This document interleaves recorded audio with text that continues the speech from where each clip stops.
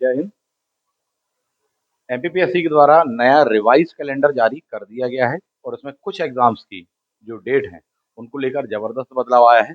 खासकर assistant professor के exam और खासकर सब्जेक्ट को लेकर के कुछ सब्जेक्ट की जो डेट बात की थी वो पहले कर दी, पहले वालों की बात भी कर दी है। तो इस पर बात करने वाले हैं। साथ ही साथ असिस्टेंट प्रोफेसर एग्जाम को लेकर के हिस्ट्री ऑप्शनल सब्जेक्ट जिनका है उनकी क्या कैसी स्ट्रेटेजी होनी चाहिए, किस प्रकार से रणनीति बना करके किस प्रकार से पढ़ना चाहिए, उन विषयों पर संक्षेप में बात करने का यहाँ प्रयास करेंगे।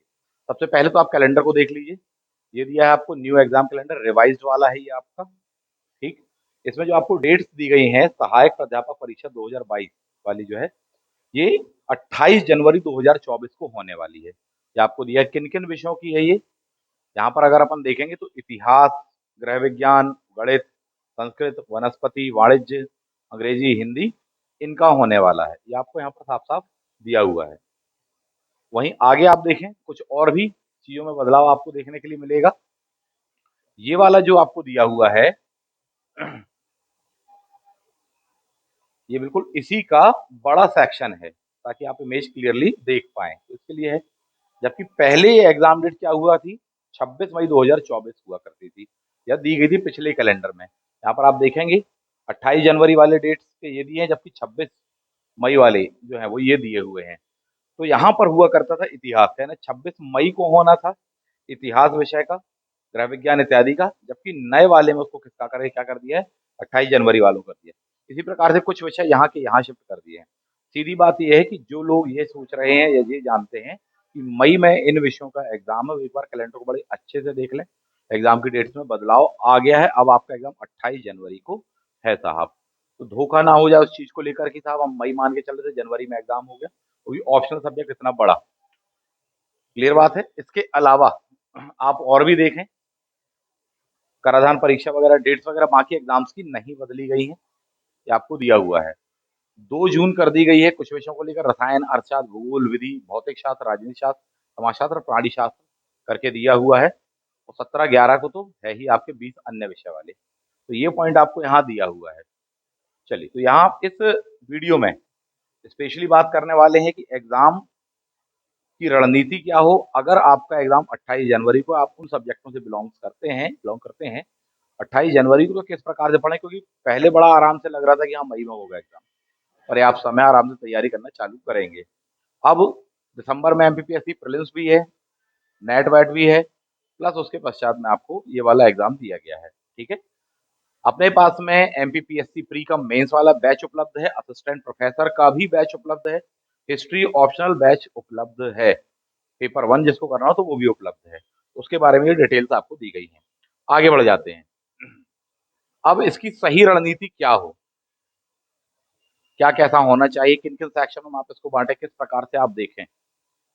असिस्टेंट प्रोफेसर एग्जाम यदि वाकई उसको निकालना चाहते हैं, 28 जनवरी को आपका पेपर है, समय कम है जो कि बहुत ही कीमती है, उसका सदुपयोग करना पड़ेगा आपको। यदि यहाँ पर मिस अपन कर गए तो फिर दिक्कत हो सकती है। उनको सटीक रणनीति होनी चाहिए ताकि आपका तीर बिल्कुल निशाने पर ही लगे, बुल्स आई पर ही लगे, ये होनी चाहिए। तो ये क्या तरीका हो, ये क्या कैसा पैटर्न हो, इन विषयों पर बात करेंगे अपन। सबसे पहले आपको पैटर्न देख लेना चाहिए। 2 पेपर होने हैं, पेपर 1 मध्य प्रदेश का एमपीजीएस, 5 यूनिटें हैं इसमें, 50 मार्क्स का ये होने वाला है आपको, वहां 50 प्रश्नों का ये होने वाला है। ठीक, मध्य प्रदेश राष्ट्रीय और अंतर्राष्ट्रीय स्तर का सामान्य ज्ञान, कंप्यूटर का आधारभूत ज्ञान, ये करके आपका आने वाला। तो एमपीजीएस है, प्लस कंप्यूटर वाला है, प्लस करंट अफेयर वाला सेक्शन आपको वहां पर दिया गया है। क्लियर बात है। वहीं दूसरी ओर अपन बात करेंगे तो ऑप्शनल आपका होने वाला है संबंधित विषय, वो दिया हुआ है आपका, सबके विषय अलग अलग है जिसका जो ऑप्शनल हो। तो क्वेश्चनों की संख्या ये दी है, नंबर वगैरह ये दिए हैं, बाद में फिर इंटरव्यू होगा इसी के कट ऑफ के आधार पर। ठीक बात है ये। अब ये जो चीज है, मैंने कहा आपसे कि रणनीति क्या हो, तो सबसे पहली रणनीति कि सिलेबस को समझ लो, सिलेबस के सेक्शन को समझ लो। सिलेबस में जबरदस्त बदलाव आया है। जिन्होंने इसके पहले 2017-18 वाला भी असिस्टेंट प्रोफेसर दिया हुआ था वो बहुत अच्छे से जान लें कि सिलेबस में जबरदस्त चेंज है। फॉर एग्जाम्पल पहला चेंज तो ये कि पेपर 1 के रूप में एमपीजीएस वाला सेक्शन करंट अफेयर्स आपको दिया है। दूसरा, और भी कई सेक्शन है आपके हिस्ट्री ऑप्शनल सब्जेक्ट के बारे में हम बात कर रहे हैं, बहुत बदलाव है, बहुत सारे चेंजेस आपको दिए गए हैं। जिन्होंने अभी सेट का एग्जाम दिया है वो भी इस बात को समझ ले, सेट का सिलेबस अलग था हिस्ट्री ऑप्शनल का, जबकि एमपी असिस्टेंट प्रोफेसर का हिस्ट्री ऑप्शनल का जो सिलेबस है वो बहुत अलग है। 50% 60% आप कह सकते हैं समानता है, बाकी में नहीं है। फॉर एग्जाम्पल सेट के एग्जाम में वर्ल्ड हिस्ट्री नहीं था, यहाँ पर वो शामिल है साहब जी। ठीक, सेट के एग्जाम में एमपी का हिस्ट्री वाला सेक्शन नहीं था, वो यहाँ पर शामिल है। स्पेशली ऑप्शनल वाली हिस्ट्री, जीएस वाली हिस्ट्री नहीं। बता रहे क्या? तो रणनीति क्या हो, तो सबसे पहले जान लो साहब जी आपको कितने सेक्शन आने वाले हैं। आपको 7 सेक्शन आने वाले हैं। सेक्शन 1 तो कहला गया आपका क्या, पेपर 1 एमपीजीएस वाला सेक्शन, उसको अपन एक गिन रहे हैं। उसके अलावा 6 सेक्शन और भी हैं। मैक्सिमम लोगों को ये दिमाग में होगा कि बोले सर 6 कैसे होंगे, 3-4 होंगे। एंशिएंट, मिडिवल, मॉडर्न, ज्यादा तो वर्ल्ड हिस्ट्री जोड़ लीजिए। ठीक, तो गिन लेते हैं 6 सेक्शन कौन कौन से हैं जिनको ध्यान रखना जरूरी है। Ancient, medieval, modern, Indian history, 3 section तो ये हुए। चौथा हो गया वर्ल्ड हिस्ट्री, पांचवा है हिस्टोग्राफी, और छठवा है मध्य प्रदेश का इतिहास, जो कि यूनिट नंबर 10 में आपको स्पेशली करके दिया हुआ है। ठीक है, तो ऐसे कितने सेक्शन हो गए, 6। Ancient, medieval, modern, world history, historiography और एमपी का हिस्ट्री। ठीक, तो 6 सेक्शन ये हैं, 1 सेक्शन ये है। इनको बांटा गया टोटल 15 यूनिट में। पेपर 1 की 5 यूनिट होंगी, समझ लो आप, ये है। या फिर नंबर ऑफ क्वेश्चन के आधार पर गिनना तो वैसा आप देख लें, बट वहां पर नंबर ऑफ क्वेश्चन ही आपको मेंशन किए गए हैं। ठीक, अब ऐसा है कि नहीं, इसको सबसे पहले तो सिलेबस देख लीजिए। पेपर 1 का आपको यहाँ पर सिलेबस दिया है, ये देखें यूनिट नंबर 1 मध्य प्रदेश का इतिहास, ये जीएस वाला है, मध्य प्रदेश का इतिहास है, ये विशिष्ट ऑप्शनल वाला नहीं है। पॉइंट 1, उसमें ये सेक्शन दिए हैं, मध्य प्रदेश का सामान्य ज्ञान, मध्य प्रदेश का भूगोल दिया है, मध्य प्रदेश की पॉलिटी एंड इकोनॉमी दी है जो एमपीपीएससी प्रीलिम्स परीक्षा में आती है। करंट अफेयर दिया 4 नंबर की यूनिट आपको, मध्य प्रदेश के संदर्भ में दिया, क्योंकि मध्य प्रदेश की योजनाएं चर्चित व्यक्ति तो मध्य प्रदेश के करंट अफेयर में पूछे जाएंगे, बस नेशनल और इंटरनेशनल वाला तो है ही है। 5th नंबर की आईसीटी वाली यूनिट है आपको, जिसमें आपको कंप्यूटर भी दिया है, ई गवर्नेंस, ये सब चीजें दी हैं। यानी केवल कंप्यूटर बस नहीं है, कंप्यूटर भी है, रोबोटिक्स है, आर्टिफिशियल इंटेलिजेंस है, ई गवर्नेंस है, ये सारे सेक्शंस आपको दिए हैं। ठीक, इलेक्ट्रॉनिक्स भी आपको दिया हुआ है। तो कई बार समझ बैठते कि नहीं केवल कंप्यूटर बस है, नहीं, उसके अलावा भी कई सेक्शन समाहित किए गए यूनिट नंबर 5 में। ये हो गया आपका क्या, पेपर नंबर 1। ऐसे टोटल कितनी पेपर 1 में 5 यूनिटें हैं। आगे बढ़िए सिलेबस में, अब यहाँ से हिस्ट्री का ऑप्शनल का सिलेबस शुरू होता है। सबसे पहले यूनिट नंबर 1 में आपको दिया हिस्टोग्राफी। ये काफी डिफरेंट है, हिस्टोग्राफी बहुत रुलाती है बहुत सारे विद्यार्थियों को। हिस्टोग्राफी अपनी क्लास में बैच में कंप्लीट हो चुका है। यदि जिन विद्यार्थियों को छूट गया वो अभी भी बैच ज्वाइन करना चाहते हैं, पूरी पूरी क्लास की आपको रिकॉर्डिंग मिल जाएगी, और इतना अच्छे से हिस्टोग्राफी पढ़ने को मिल जाएगा आपको, और इतना अच्छे से बनेगा कि इंडियन हिस्ट्री आपकी उतनी अच्छी नहीं होगी जितनी अच्छी हिस्टोग्राफी हो जाएगी, ये कह सकते हैं। क्लियर? और जब हिस्ट्री वाला पूरा का पूरा सेक्शन पढ़ोगे, इंडियन वाला प्लस वर्ल्ड वाला, तो मजा आ जाएगा आपको। तो हिस्टोग्राफी वाला सेक्शन यहाँ पर यूनिट नंबर 1 में भी दिया हुआ है आपको। क्लियर है? फिर यूनिट नंबर 2 पर आ जाते हैं। यूनिट नंबर 1 में अगर आप बात करें तो हिस्टोग्राफी में बहुत सेक्शन है, इतिहास, लेखन, परंपरा, उपागम, ये सब करके दिया हुआ, पूर्वाग्रह इत्यादि वगैरह। किसी एक बुक में आपको नहीं मिलेगा, ये तो भूल जाओ आप। और टाइम जिस टाइप से सेट किया गया है एग्जाम को, जिस प्रकार से बड़ी अस्पष्टता रही कब क्या होने वाला, तो उसके कारण ही नोट्स नहीं बनाए। पहले लग रहा था पता नहीं कब हो जाएगा, अक्टूबर में हो जाएगा, सितंबर में हो जाएगा, तो नोट्स नहीं बनाए। फिर अब उसके बाद में ये हुआ कि हाँ मई में होने वाला, तो फिर ठीक है। उसके बाद में फिर ये हुआ कि बोलता अब तो जनवरी में ही है, और साथ में बाकी अन्य एग्जाम भी, तो ये चीजें हैं। तो ये आपको हिस्टोग्राफी में दिया हुआ है। अब इसको पढ़ना कैसे पड़ेगा वो मैं बताऊंगा आपको, जब आप क्लास में रहेंगे, बैच में रहेंगे साथ ही। ठीक है, क्योंकि कोई एक चीज नहीं है इसमें। जब अगर उन्होंने मेंशन किया है Ramakrishna Gopal Bhandarkar, that R G Bhandarkar, तो डेफिनेटली इन पर क्वेश्चन आने वाला है। डीडी कौशाम्बी सर के बारे में मेंशन किया, आएगा क्वेश्चन साहब। ठीक है, यूनिट नंबर 2 भारतीय, प्राचीन भारतीय इतिहास करके दिया है आपको। बिगिनिंग, बिल्कुल जहां से होती है संकल्पनाएं वगैरह, स्रोत वगैरह, यात्री विवरण, वैदिक काल, हड़प्पा, ठीक, छठी शताब्दी ईसा पूर्व वाला पूरा पूरा दिया है। यूनिट नंबर 3 मौर्य एवं मौर्योत्तर काल में बांटी गई है, अलग अलग इसको डिफाइन कर दी, क्योंकि एक पेज में नहीं समाया जा रहा था, तो इस तरह से दिया है आपको यूनिट 3 में। यूनिट नंबर 4 संकल्पनाएं दी हैं आपको, कई सेक्शंस को लेकर के, है वही चीज, एंशंट ही है। तो यहां से लेकर के आप देखेंगे यूनिट नंबर 1 to 4 1 से लेके 4 तक केवल एंशिएंट ही चल रहा है, जबकि हिस्ट्री ऑप्शनल में टोटल 10 यूनिट है। इससे आप इंपॉर्टेंस समझ लो कि साहब जी वेटेज ज्यादा किसका आ रहा है। बाकी को 3 या 2 यूनिट दी जाएगी।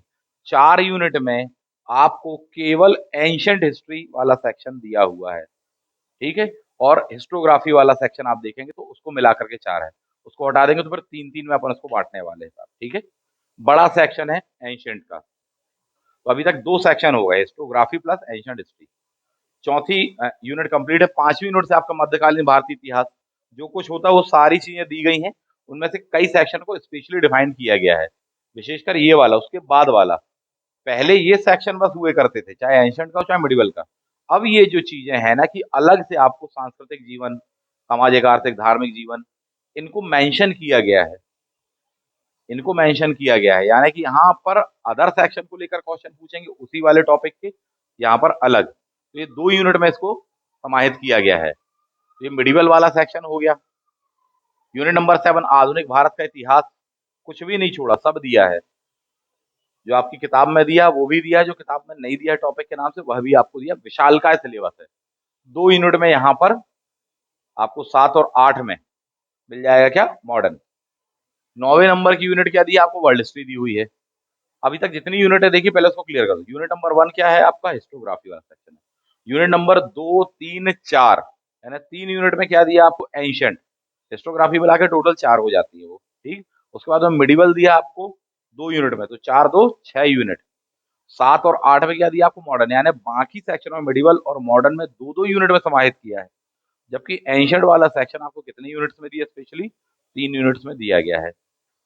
तो ऐसे करके आपका यहाँ पहुंच जाते हैं। क्लियर बात है। तो unit number 1 historiography, unit number 2, 3, 4 ancient, unit number 5 और 6 medieval, unit number 7 and 8 modern, unit number 9 world history. World history में समझने वाली बात यह है कि मॉडर्न वर्ल्ड हिस्ट्री बस शामिल नहीं है। जैसा कि समझ बैठते हैं, यहाँ 1-2 किताब अपन खरीदेंगे वर्ल्ड हिस्ट्री की और काम बन जाएगा। पहले बात तो वैसे ही वर्ल्ड हिस्ट्री बहुत टफ पड़ती है विदाउट सारे विद्यार्थियों, खासकर वे स्टूडेंट जिनका हिंदी माध्यम है। इंग्लिश मीडियम वालों की पड़ती है क्योंकि नाम ही ऐसे बार बार आते हैं। कोई एंड्रयूज है, कोई विलियम है, तो कंफ्यूजन हो जाता है। विलियम फर्स्ट था, सेकंड था, फोर्थ था, एंड्रयूज था, साइमन था, कौन था, ठीक है, लुई था, नेकर था, तुर्गु था, ऐसे बहुत सारे नाम हैं। समझने वाली बात है कि यहाँ पर वर्ल्ड हिस्ट्री भी बड़ी है। रीजन, वर्ल्ड हिस्ट्री केवल मॉडर्न वर्ल्ड हिस्ट्री नहीं दी है, यहाँ पर एंशिएंट और मिडिवल के भी कुछ सेक्शनों को समाहित किया गया है साहब जी। कई चीजें ऐसी आपको वहां पर देखने के लिए मिल जाएंगी जो केवल मॉडर्न से संबंधित नहीं है आपको।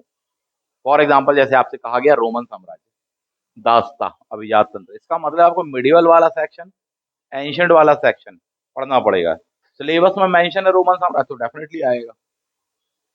तैयार रहिए। बताने का आशय ये है कि मॉडर्न वाली वर्ल्ड हिस्ट्री बस नहीं है, उसके अलावा अन्य सेक्शन भी समाहित हैं। यानी वर्ल्ड हिस्ट्री भी आपको एंशिएंट, मिडिवल, मॉडर्न के खासकर सेलेक्टेड सेक्शन पढ़ने पड़ेंगे। और मॉडर्न तो पूरे ही दिया, वो तो कोई बात ही नहीं वर्ल्ड हिस्ट्री का सेक्शन, ठीक है। वरना कब पढ़ते हैं आप विधि संहिताओं को लेकर, रोमन साम्राज्य को लेकर, अभिजात तंत्र को लेकर के, ब्लैक डेथ को लेकर कब पढ़ते हैं, सामंतवाद दिया पूरे मिडिवल का आपको। मैक्सिमम आप चीजें पढ़ते हैं, पुनर्जागरण से शुरुआत होती है मॉडर्न में, बट उसके पहले मिडिवल और एंशिएंट वाले सेक्शन वर्ल्ड हिस्ट्री के भी शामिल किए गए हैं, इंडियन हिस्ट्री नहीं कह रहे हैं। इस बात के लिए अवेयर रहिएगा।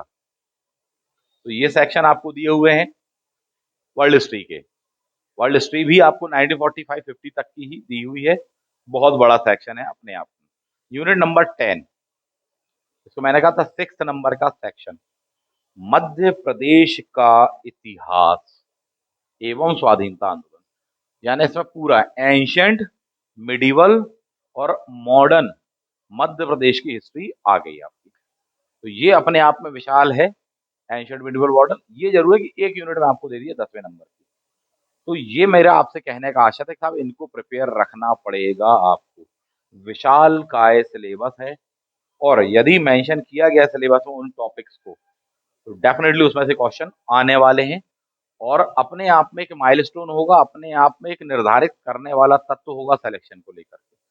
वरना सिंपल वे में लोग सोचते हैं कि हाँ गिने चुने सेक्शन होंगे जिनका ऑप्शनल सब्जेक्ट है, उनको लगता है कि दिमाग में कि 3 सेक्शन होंगे, 4 होंगे। मैंने क्या बताया, 7 सेक्शन हैं अगर आप असिस्टेंट प्रोफेसर बनना चाहते हैं एमपी में, तो 7 सेक्शन है और उन सातों को लेकर के आपको चलना पड़ेगा और उसकी रणनीति आपकी बड़ी स्पष्ट होनी चाहिए। तो क्लियर हो गया होगा आपको सिलेबस से? ज्यादा है तो एक बार और गिन लीजिए 7 सेक्शन कौन कौन से हैं। कौन कौन से 7 सेक्शन? पेपर 1 को एक सेक्शन गिन रहे हैं अपन, भले उसमें 5 मिनट हो। पेपर 2 जो कि आपका ऑप्शनल है, 150 क्वेश्चंस वाली बात वहां पर कही गई है। ठीक, 100 क्वेश्चन नहीं है, हाँ ये भी ध्यान रखना। कितने क्वेश्चन है? 150 क्वेश्चन है केवल ऑप्शनल में। जबकि पेपर 1 में आपको 50 क्वेश्चन है ना, टोटल 200 क्वेश्चन है। नहीं तो सेट का पेपर आप दे करके आए तो हिस्ट्री ऑप्शनल में वहां पर आपको 100 क्वेश्चन मिले थे। ठीक, जबकि टीचिंग एप्टीट्यूड वगैरह को मिलाकर के 150 मिले थे। यहाँ पर 150 प्लस 50 मिलाकर टोटल 200 क्वेश्चन हो रहे हैं आपसे। इस बात को ध्यान रखना, यानी हिस्ट्री ऑप्शनल के 50 क्वेश्चन बढ़ गए हैं। क्लियर है? 7 सेक्शन इसको कहा मैंने, फर्स्ट सेक्शन पेपर 1, बाकी बचे 6 सेक्शन कौन से? Ancient, medieval, modern Indian history, historiography, world history and Madhya Pradesh की स्पेशल हिस्ट्री। और मध्य प्रदेश की भी जो हिस्ट्री है वो पूरी एंशंट टू मॉडर्न है। हो गए 6 सेक्शन आपके। अब इस एग्जाम को आपको पास करना हो तो इसकी रणनीति क्या होनी चाहिए साहब? कैसी क्या रणनीति होनी चाहिए? किस प्रकार से आपकी इसकी स्ट्रेटेजी होनी चाहिए? सबसे पहली बात, एमपी को लेकर के बहुत सारे वे विद्यार्थी निश्चिंत रहते हैं जिनने केवल एक ऑप्शनल के रूप में हिस्ट्री को पढ़ा है या अपने ऑप्शनल सब्जेक्ट को पढ़ा हुआ है। रीजन ये है कि इसके पहले ये एमपी जीएस वाला सेक्शन एपी में शामिल नहीं था, असिस्टेंट प्रोफेसर में नहीं था। तो लगता यही था कि एपी में क्या आएगा, तो सर ये टीचिंग एप्टीट्यूड आएगा। क्लियर है? दूसरा क्या आएगा, बोले ऑप्शनल आएगा। तो बार बार इसको ही पढ़ रहे थे। पहला झटका क्या हुआ कि बोले साहब ये नहीं आने वाला टीचिंग एप्टीट्यूड वाला सेक्शन, बल्कि क्या आने वाला है, एमपीजीएस। और एमपीजीएस अपने आप में रिकॉर्डेड सेक्शन है, बड़ा है। दूसरी बात, वे विद्यार्थी जो पहले भी एमपीपीएससी राज्य सेवा परीक्षा या एमपी के एग्जाम, व्यापम के एग्जाम देते रहे, उनको लाभ मिलेगा। रीजन, एमपीजीएस कहीं ना कहीं उस बहाने उनका पड़ गया होगा। वहीं उन विद्यार्थियों को दिक्कत जाने वाली है जिन्होंने पहले कभी भी एमपीजीएस नहीं पढ़ा, क्योंकि उनका लक्ष्य नहीं था एमपीपीएससी एग्जाम देना, व्यापम के थ्रू किसी भर्ती में जाना। उनका लक्ष्य केवल एक ही था, एपी असिस्टेंट प्रोफेसर। और उसके लिए उन्होंने टीचिंग एप्टीट्यूड तैयार किया था, हिस्ट्री ऑप्शनल तैयार किया था। तो टीचिंग एप्टीट्यूड तो गया आपका, बचा हिस्ट्री ऑप्शनल। हिस्ट्री ऑप्शनल भी उन्होंने तैयार किया था, तो उसमें मध्य प्रदेश का इतिहास वाला सेक्शन तैयार नहीं किया था। वर्ल्ड हिस्ट्री में इस बात की उम्मीद नहीं की थी किस तरह से होगा। और हिस्टोग्राफी इतने डेप्थ में आने लग जाएगा ये नहीं तैयार किया था। खासकर सेट परीक्षा में जो हिस्टोग्राफी आया है, लगभग 20 क्वेश्चन है और वो बहुत ही टफेस्ट क्वेश्चन है। अच्छा खासा पेपर आया हुआ है। तो यहाँ पर उनका कहीं ना कहीं लाभ होने वाला है, फायदा होने वाला है, जिन विद्यार्थियों ने साथ में एमपीपीएससी की भी तैयारी की थी और अब एपी भी दे रहे हैं, उनको इसका एडवांटेज मिलेगा। ये बार बार मैं क्यों बोल रहा हूं, ये निर्धारक तत्व होगा, ये निर्धारक तत्व होगा, इस बात को आप समझ लें। क्योंकि इसके 50 क्वेश्चन हैं, ऑप्शनल के आपके 150 क्वेश्चन है। क्वेश्चन की बात करें, नंबरों की बात नहीं कर रहे हैं। क्लियर है? इसमें 150 क्वेश्चन करके दिए हुए हैं आपको। जिन्होंने केवल ऑप्शनल तैयार की, एमपीपीएससी कभी नहीं दिया, उनकी हालत यहाँ पर खराब होने वाली है। प्रिपेयर करेंगे तो बोले साहब जी एक बार में कितना, तो यहाँ पर आपको बहुत अच्छे से प्रिपेयर करना होगा, नहीं तो पता चला आपने 25 क्वेश्चन बनाए यहाँ पर, ठीक ऑप्शनल में आपने 150 में से 130 बना लिए। लेकिन ये बंदा जो कि पहले तैयार कर रहा है उसने 130 के आसपास तो ऑप्शनल में बनाई 125, 128, 130।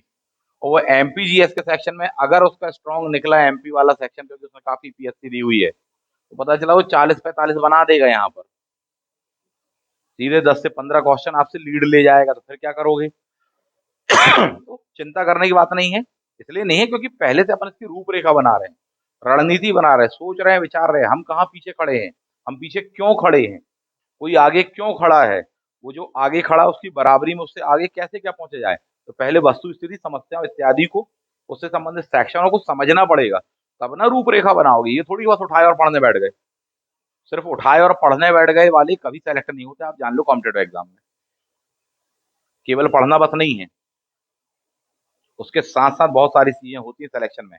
केवल बस उठाए पढ़े मेहनत करे, केवल मेहनत करना बस नहीं है, बहुत स्मार्टनेस के साथ में आपको, बहुत ही स्मार्ट प्लस बहुत ही टेक्निकल वे आपका होना चाहिए स्टडी का। इस बात को आप बहुत अच्छे से समझ लें।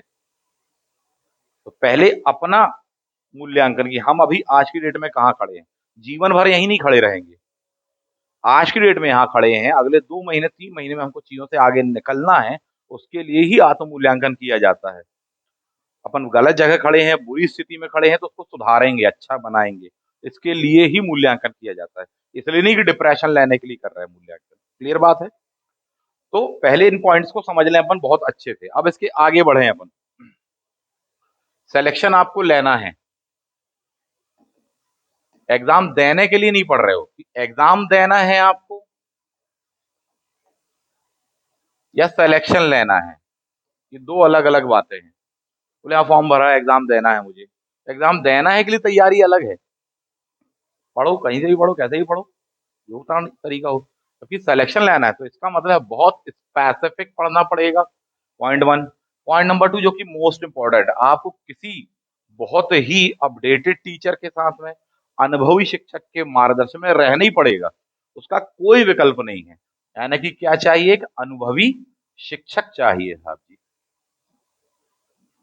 इसका कोई विकल्प नहीं है। बोले नहीं सर हमारे पास में तो यूट्यूब है, उससे हम कर लेंगे, हमारे पास में फेसबुक है, उससे हम कर लेंगे, गूगल है, उससे हम कर लेंगे।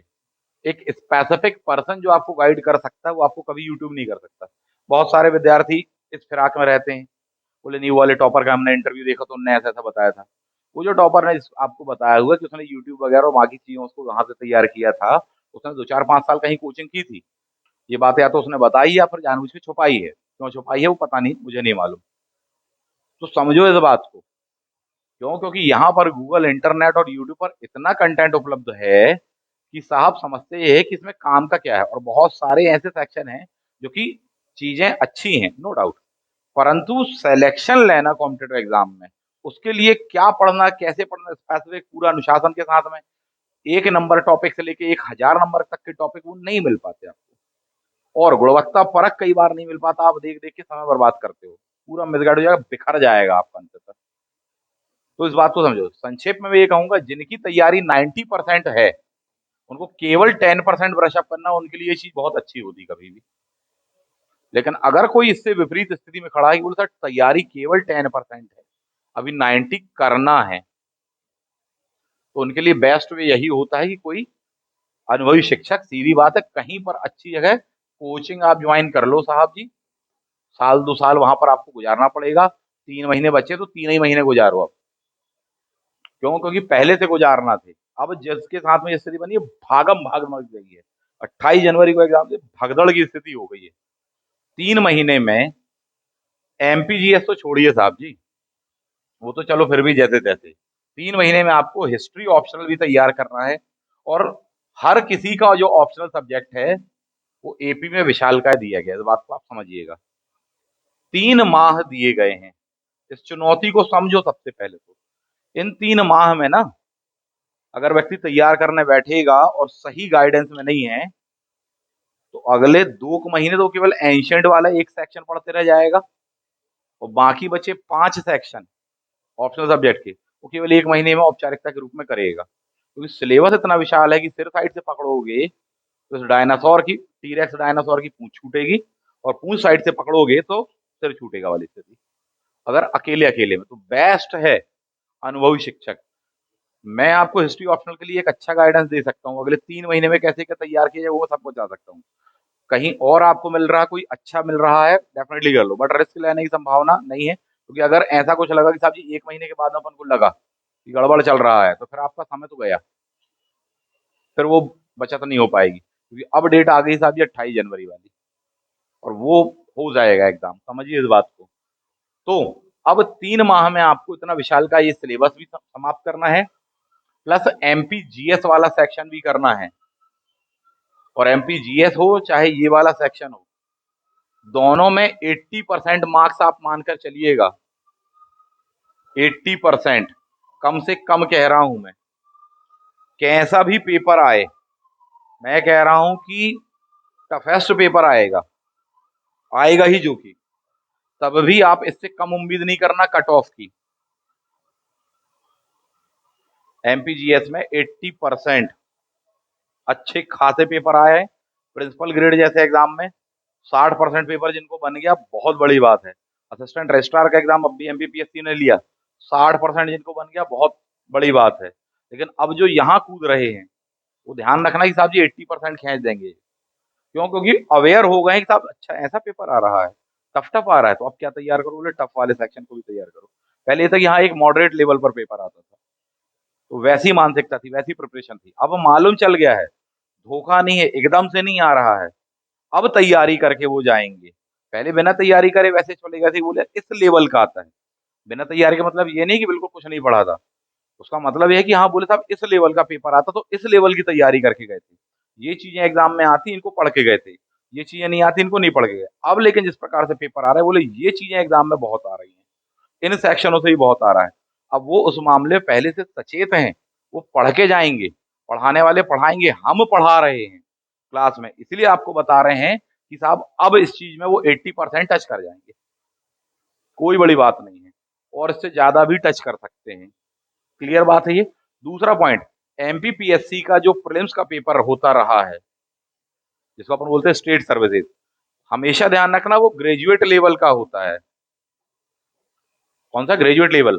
तो वहां पर जब जीएस वाला सेक्शन को भी क्वेश्चन पूछेगा, तो ग्रेजुएट लेवल को लेकर के पूछेगा। यहाँ अभी तक आप ऑब्जर्व कर लें इस बात को, असिस्टेंट रजिस्ट्रार का एग्जाम हो प्लस प्रिंसिपल ग्रेड का एग्जाम हो, उसका जो क्वालिफिकेशन है वह पीजी है, जैसा कि असिस्टेंट प्रोफेसर में है। तो पीजी वालों के जो जीएस के पेपर पूछेगा, उनका लेवल ये रहा है। इस बात को आप बहुत अच्छे से गौर कर लेना। यही वजह है कि हाथ पांव मारते रह गए जिनने केवल राज्य सेवा परीक्षा की तैयारी की थी, तो बोले साहब हमको भी बहुत टफ लगा। क्यों? क्योंकि दोनों का जो लेवल है वो अलग अलग है। इस बात से अवगत रहें, मैं ये कह रहा हूँ।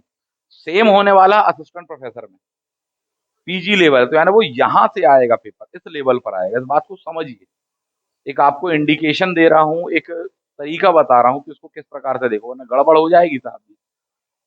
जो इस बात को समझ गए वो खींच देंगे, नंबर स्कोर कर देंगे। तो कई लोग केवल दिन रात इंतजार ही कर रहे हैं पिछले 5-6 साल से असिस्टेंट प्रोफेसर को लेकर के।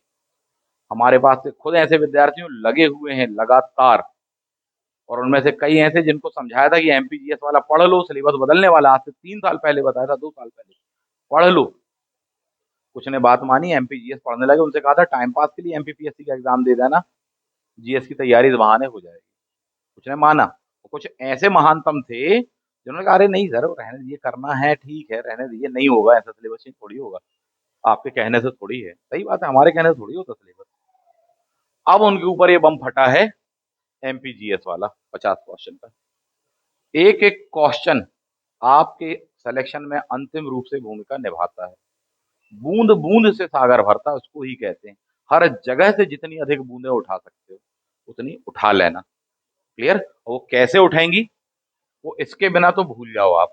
मामला क्लियर है अपन को? चलिए आगे बात करते हैं। तो एमपीजीएस वाला सेक्शन है अपन को ये, प्लस हिस्ट्री ऑप्शनल वाला सेक्शन है। एमपीजीएस में जो आपको दिया गया पूरा का पूरा एमपी दे दिया है, और सबसे ज्यादा जो कठिन प्रश्नों का कहना चाहिए संख्या है, वो एमपीजीएस से ही आ रही है। मध्य प्रदेश का सामान्य ज्ञान, भारत का सामान्य ज्ञान नहीं, मध्य प्रदेश का सामान्य ज्ञान। ऐसे ऐसे नाम आ रहे हैं कि बोले साहब ढूंढे नहीं मिल रहे। बोले इनमें से कौन मध्य प्रदेश से आजाद हिंद फौज में स्वतंत्रता सेनानी के रूप में पार्टिसिपेट किया? ढूंढते ही रह जाएंगे। एमपीपीएससी प्रीलिम्स परीक्षा 2021 है या 22 का क्वेश्चन है, 4 ऑप्शन दिए थे, नहीं मिला। किताबें तो भूल जाओ, टेक्स्ट बुक है, गाइडेड तो और ही हटा दो सर। ऐसे क्वेश्चन आ रहे हैं, तो इस बात को समझना, ये चुनौती होगी इसको तैयार करना। रीजन ये है कि आपके पास में समय है मात्र 3 माह। आप हो चाहे कोई भी व्यक्ति हो दुनिया का, सेल्फ स्टडी में हर चीज तैयार कर सकता है, उसमें कोई दो मत नहीं है। क्यों नहीं कर सकते? पर समय होना चाहिए। प्लस इतना होना चाहिए कि इस बार में अपन से कुछ गड़बड़ी हो जाए तो अगली बार के लिए अवसर है, अगली बार में भी गड़बड़ी हुई तो थर्ड अटेम्प्ट में निकालेंगे, फोर्थ अटेम्प्ट में निकालेंगे। इतना होना चाहिए आपके पास में। 6 साल के बाद में असिस्टेंट प्रोफेसर की वैकेंसी आई है, और अगली वैकेंसी कब आएगी? पता है आपको कब आएगी सर। ठीक, तो 6 साल में ये आपने देखा, एमपीएसआई 6 साल गुजर गए, देख रहे हैं 5 से 6 साल, पहले 5 साल अपन काउंट करते चुनाव, बोले नहीं बीच में 1 साल के लिए सरकार दूसरी आई, बोले फिर तो और काउंट कर लो आगे का, हो गया। 2017 में आई थी एमपीएसआई, उसके बाद से कोई एमपीएसआई आई ही नहीं है, 2023 खत्म ही है समझ लो, खत्म। 6 साल। सेम मामला यहाँ पर भी हुआ है साहब जी। तो अगली बार कब आएगी उसके लिए क्या तैयार हैं, उसके लिए क्या ये जो बचेगी, ओवर एज हो जाओ, कोई रिलैक्सेशन मिलेगा, मिला किसी को, क्या हो गया देख लिया आपने। बहुत सारी बातें हैं, बहुत सारे कड़वे शब्द हैं, पर मैं बोलना से बचना चाह रहा हूँ। क्लियर है? 3 माह में आपको तैयार करना है, तो एक अच्छा खासा मार्गदर्शक गाइड, टीचर, अनुभवी शिक्षक आपको चाहिए ही चाहिए, चाहिए ही चाहिए, इसका कोई विकल्प नहीं है। Point number 1। ठीक, वो गाइडेंस हम आपको प्रोवाइड कर सकते हैं। अगर आप अपने ये 6 साल बचाना चाहते हो, प्लस आप अपना सिलेक्शन सुनिश्चित करना चाहते हो, बिना देर करे संपर्क करें। चाहे आपको एमपी का पेपर 1 तैयार करना हो, चाहे हिस्ट्री ऑप्शनल तैयार करना हो, वरना हिस्ट्री ऑप्शनल तो रुलाएगा ही रुलाएगा, एमपी वाला सेक्शन भी रुलाएगा। विशेषकर वे विद्यार्थी जो कि पीएससी पूर्व में देते रहे हैं, उनका बहुत बुरा पेपर गया प्रिंसिपल ग्रेड का और असिस्टेंट रजिस्ट्रार का, एमपी वाला सेक्शन को लेकर के आपको बताऊं क्यों, क्योंकि उनके दिमाग में यही था कि हाँ हमने पढ़ा है, तैयार कर लेंगे, और क्या कहता है, कुछ अपने तैयार कर लेंगे, कुछ लाइब्रेरी में तैयार कर लेंगे, कुछ यूट्यूब पर तैयार कर लेंगे, बहुत सारी बातें थी। क्या हुआ, बहुतों के साथ में दिक्कत में आ गया साहब जी, लेवल एकदम से। तो इसके लिए कोई ऐसा व्यक्ति चाहिए आपको जो गाइड कर सके, जिन्होंने बात मानी वो लाभ में रहे साहब। ठीक, तो आप भी देख लें अपना, इसको तैयार करना 3 महीने में ही बहुत बड़ी बात है, इसके साथ में आपको ऑप्शनल लेकर के चलना है। तो इन चीजों को, चुनौतियों को, समस्याओं को समझें। पहले हुआ करता था एमपीजीएस तैयार करना मतलब जाकर अपन एक आध कोई किताब खरीद के ले आई गाइड एमपी वाली, बोले महावीर की ले लें सर, पुणेकर की ले लें सर, परीक्षा धाम की ले लें सर, इसकी ले लें सर, उसकी ले लें, मंथन की आती है, ठीक है, विवास पैनोरमा की आती है, किसी एक आध की ले ली अपन ने, और बस दिन रात से घोंटना चालू कर दिया और एक आध क्वेश्चन बैंक अपन ने लगा दिया, काम बन जाता था। यानी 1 से 2 किताबों में काम बन जाता था। एमपी जीएस के अलावा इंडियन जीएस बोले लूसेंट टूसेंट ले ली, काम बन जाता था। गया वो जमाना, भूल जाओ। 2020 के बाद से या 2020 ही से वो जमाना गया। 2020 ही का पेपर वो था कि आप किताब लेकर पढ़ लो तो छोड़ो, जिस गाइड से पढ़ रहे हो वो गाइड आपको एग्जामिनेशन हॉल में ले जाने मिल जाए। कहाँ पर? एग्जामिनेशन हॉल में। तो बोले बेटा इससे रख के सॉल्व कर लेना तुम पेपर, चलो लाने की अनुमति दे रहे, आ जाओ लेके अपनी किताब, ये है पेपर और ये है तुम्हारी गाइड, तुम सॉल्व कर लो। 60% से ऊपर नहीं बनेगा पेपर, ध्यान रखना, 60% से ऊपर। और कट ऑफ कितना बोले साहब जी? 80% टच कर रहा है। सोचिए क्यों, क्योंकि कभी को डायरेक्ट 80 टच कर रहा है और कभी कई क्वेश्चन डिलीट करने के बाद 80 टच कर रहा है, और कई बार ऐसे में भी कि बोले सर बी की वजह 80 सही मान लिया, इस वाले को डिलीट करना तो इसको डिलीट नहीं किया, ये वाले को नहीं करना तो इसको कर दिया, खेलते रहो। इसका मतलब ये है कि अगर 75 कट ऑफ जाना है तो आपके 80 होने चाहिए, क्योंकि 2-4 क्वेश्चन तो दान में जाने वाले हैं आपके, डिलीट के नाम पर, ए और बी सी ऑप्शन के नाम पर, डबल ऑप्शन के नाम पर, न जाने किन किन ऑप्शन के नाम पर। ठीक है, बाद में यही क्लियर करते रहो कि गठन का मतलब क्या होता है और अस्तित्व में आने का मतलब क्या होता है, इतना ही क्लियर करते रह जाओगे। बोले राज्य निर्वाचन आयोग का गठन, मध्य प्रदेश राज्य निर्वाचन आयोग का गठन और कम इंटू फोर्स यानी अस्तित्व में आने का क्या अंतर है, और हिंदी वर्जन मान्य होता और हिंदी वाली वेबसाइट आप उठा करके देखते रह जाओगे। और साथ में जैसे ही इंग्लिश वाली देखोगे तो उसमें लिखा होगा नोटिफिकेशन टू फर्स्ट है, जबकि गठन यानी कम इंटू फोर्स वाली, केम इंटू फोर्स वाली जो बात कही गई होगी वो दिया होगा आपको क्या 15 फरवरी। हिंदी माध्यम वाला क्या दोनों ऑफिशियल वेबसाइट देख के जाएगा कि सर इंग्लिश वाली भी देख लो और हिंदी भी देख लो? हिंदी माध्यम, ये तो हालत है। इंग्लिश मीडियम वाला तो अपनी देख कर जाएगा कि हाँ इंग्लिश में तो ये होता था। तो बहुत चीजें हैं, क्या बताएं आपको, और कोई नई बात नहीं है हमारे लिए, बस इतना ही बता सकते हैं। इन सब चीजों से बहुत दसों वर्षों से परिचित हैं। खैर, तो इस बात को आप समझिए कि अगर 75 कट ऑफ जाना है तो आप 80 स्कोर कर लीजिए, 80 कट ऑफ जाना तो 85 बना के रखिए ताकि 2-4 दान में चले जाएं आपके, तो आप कम से कम अंदर हो जाए। बहुत कड़वी बात है पर बहुत सत्य बात है, सिलेक्शन लेने का। तो वो तरीका जो आपको मैं बता रहा हूँ, कैसे इतना स्कोर आएगा, उस पर ही बात हो रही है। मेहनत से आएगा, शिद्दत से आएगा, ईमानदारी से आएगा, निष्ठा से आएगा, अभ्यास से आएगा, practice makes a man perfect से आएगा। सही है। और इतने कम टाइम में अगर आपको लाना है तो इन सब बातों के साथ साथ में एक अनुभवी शिक्षक चाहिए। कोई भी व्यक्ति सेलेक्ट होता है, जो भी सिलेक्शन लेना चाहता है, उसको 4 तत्व अनिवार्य होते हैं। 3 तत्व तो अनिवार्य होते हैं। पहला तत्व होता है सिलेबस का, यानी पहली बात तो सिलेबस बिल्कुल कंठस्थ होना चाहिए साहब जी, या लगभग कंठस्थ होना चाहिए। दूसरी चीज होती है previous year question paper,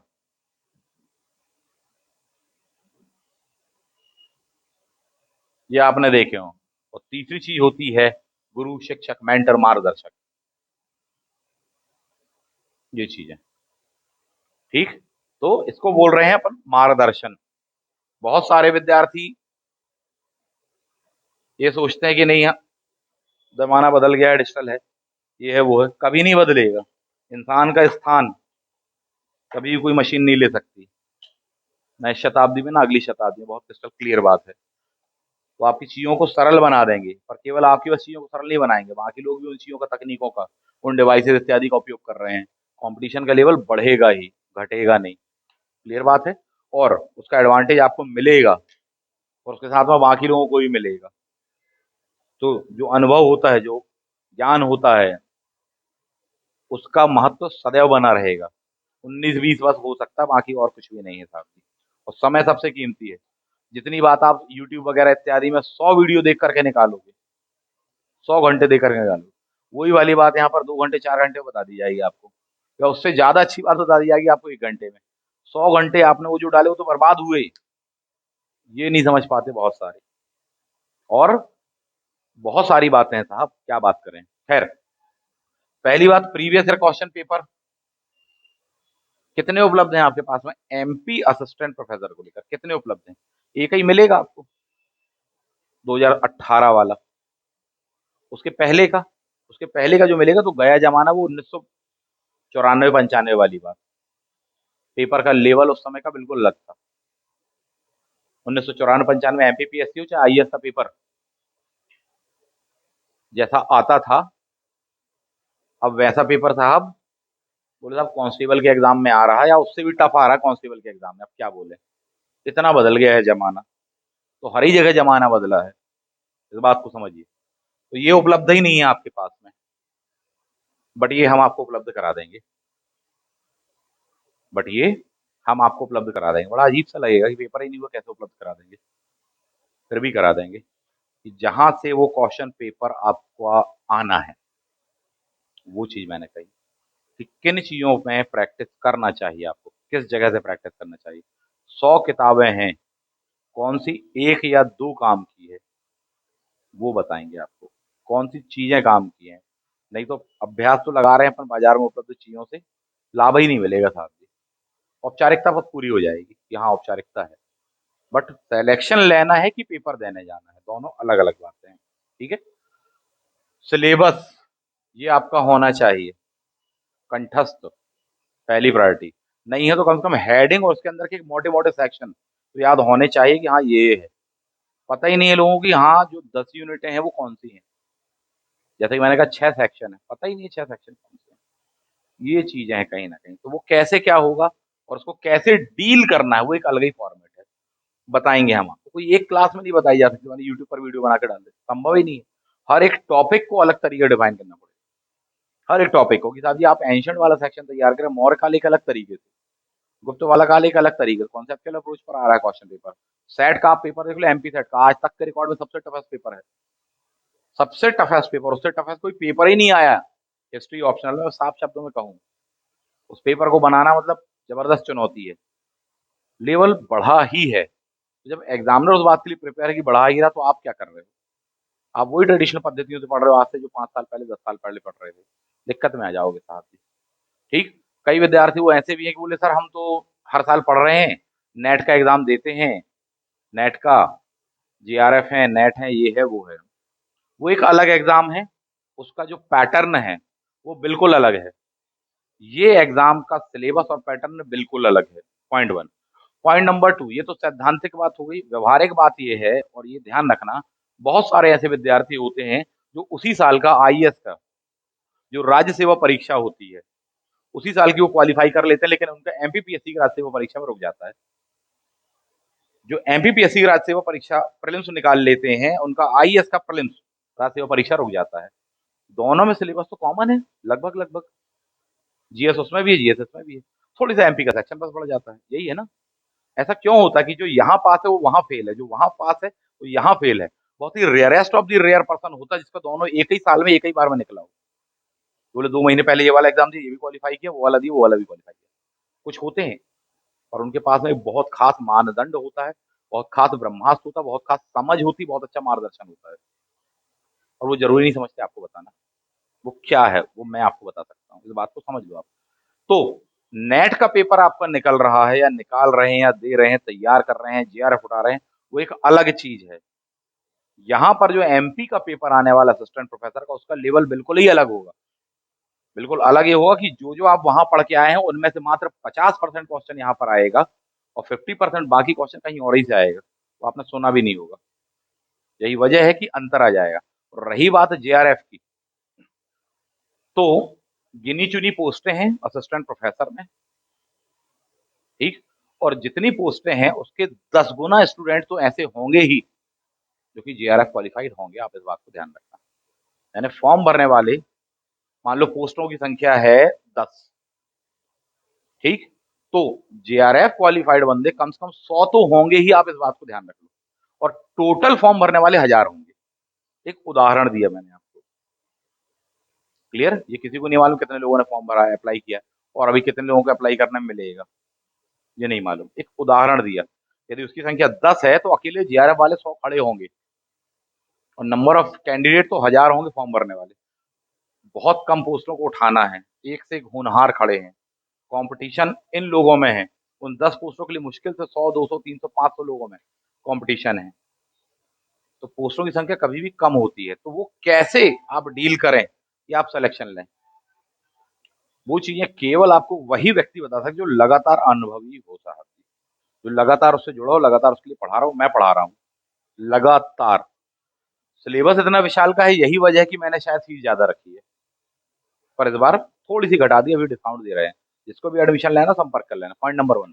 point number 2 आपको मैं जो बताना चाह रहा था कि सिलेबस का जो सेक्शन है वो अलग अलग है।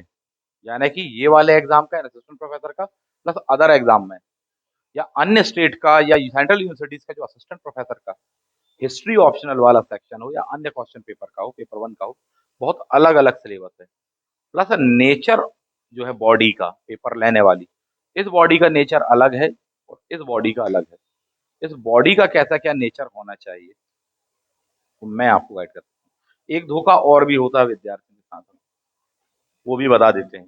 तो आपने इन 3 चीजों की भूमिका को समझा, 1, 2, 3। एक और चीज होती है साहब जी, जो कि अभी हाल ही में हुई है, वो घटना घटित हुई है, या दुर्घटना कहना चाहिए। ये दुर्घटना क्या थी? ये दुर्घटना घटित हुई एमपी सेट एग्जाम में। ये दुर्घटना घटित हुई कहां पर? एमपी सेट एग्जाम में दुर्घटना घटित हुई है। ये दुर्घटना क्या थी? ये ऑप्शनल सब्जेक्ट को लेकर की थी ये दुर्घटना।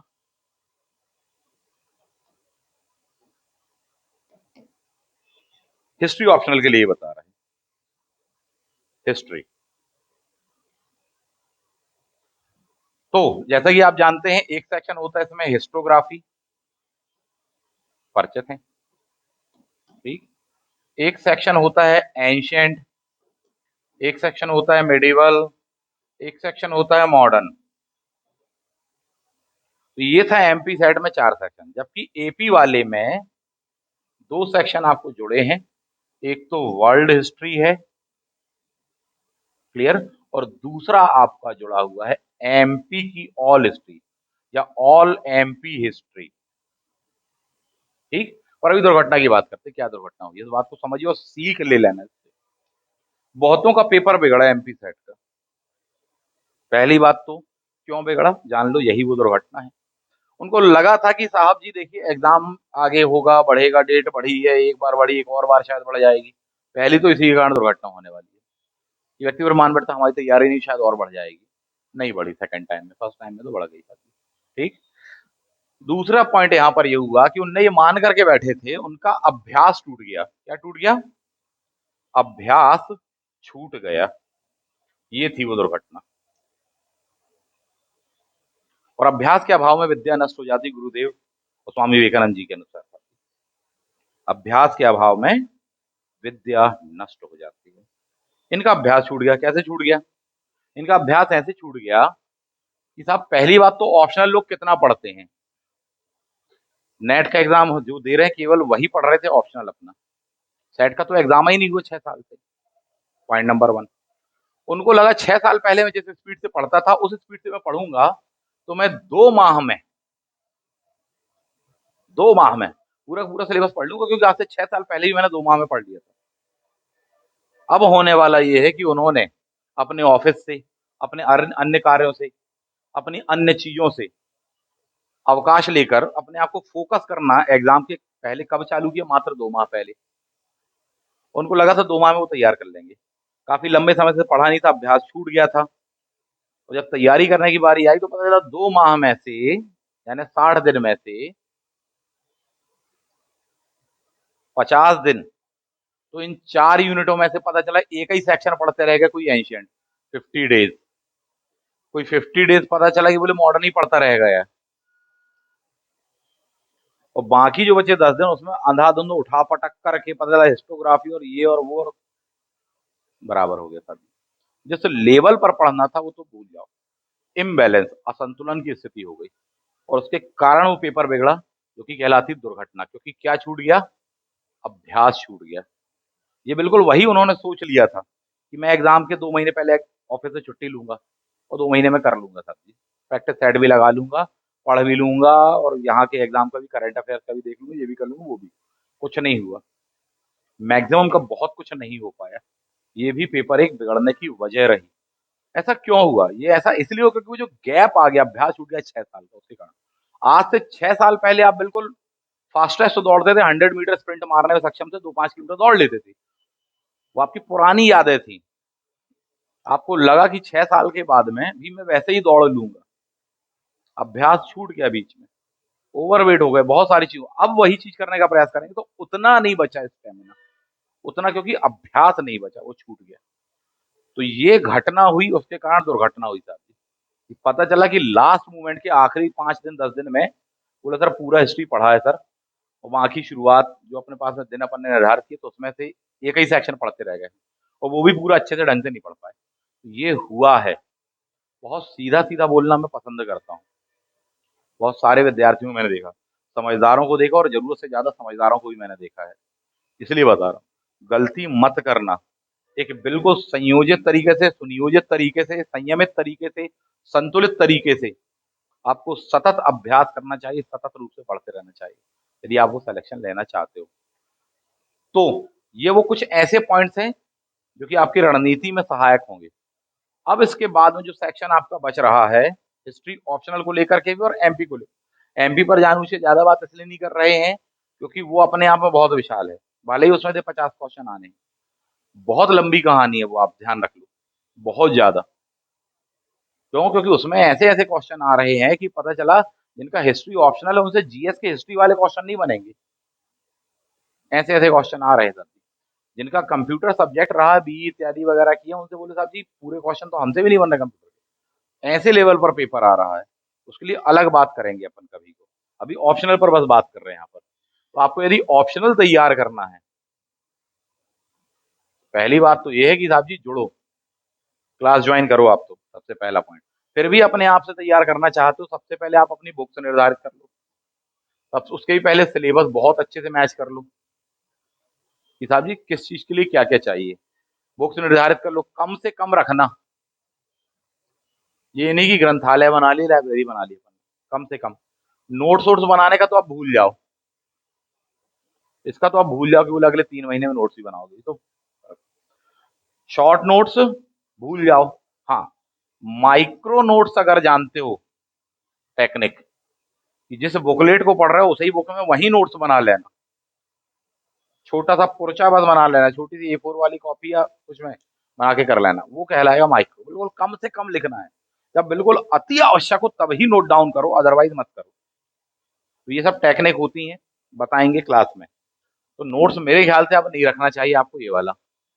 बुक्स को लेकर के भारी कंफ्यूजन होगा कौन सी क्या ले लें, हर सेक्शन के लिए एक ले लो आप तो, मेरा सजेशन ये। पर बुक्स ले लेना पर्याप्त नहीं, बुक्स लेना पढ़ना एक अलग बात है, और उसके प्रति फैक्ट्स याद रखना, समझ विकसित रखना, वो एक अलग बात है।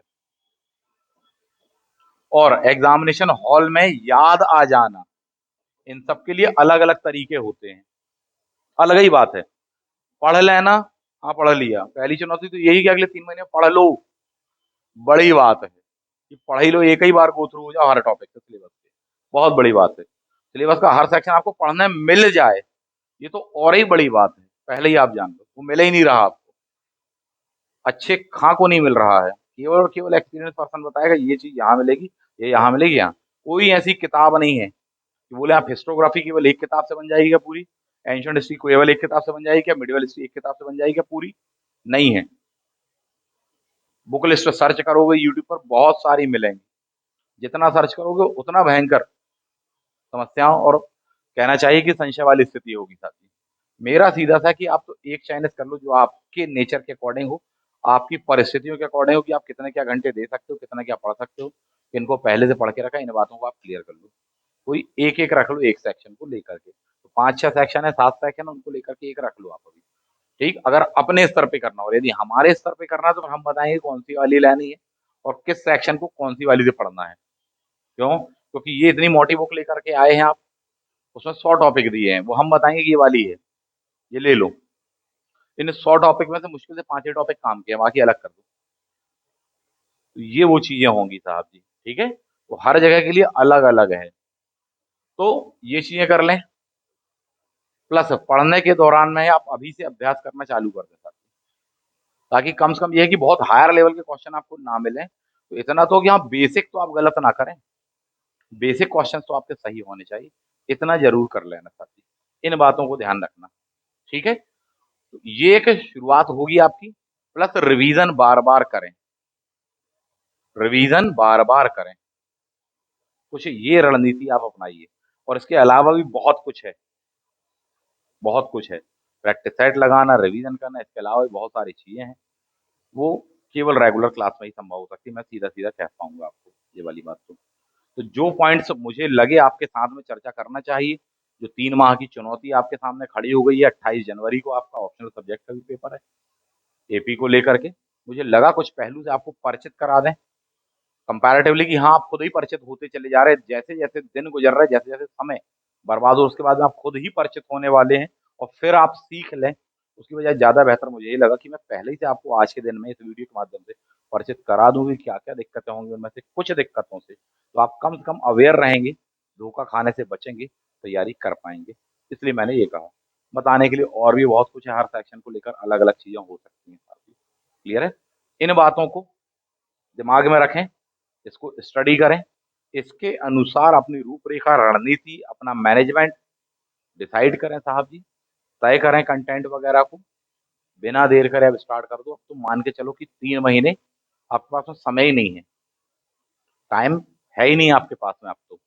अगर 28 जनवरी को आपका पेपर होना है और आपको निकालना है तो बिल्कुल समय नहीं है आपके पास में अब, दिन रात अब आपको इसको ही जीना पड़ेगा, आप इस बात को समझ लें, ऐसा मेरा सजेशन है। बाकी आगे आपकी मर्जी की बात है। आप सभी को बहुत बहुत शुभकामनाएं, अच्छा रहेगा पेपर आपका, अगर आप अच्छे से ईमानदारी से मेहनत करोगे, अच्छे गाइडेंस में रहोगे, निश्चित रूप से अच्छा होगा और उस पोस्ट को आप उठाने वाले हैं। मिलते हैं नेक्स्ट वीडियो में। थैंक यू, जय हिंद।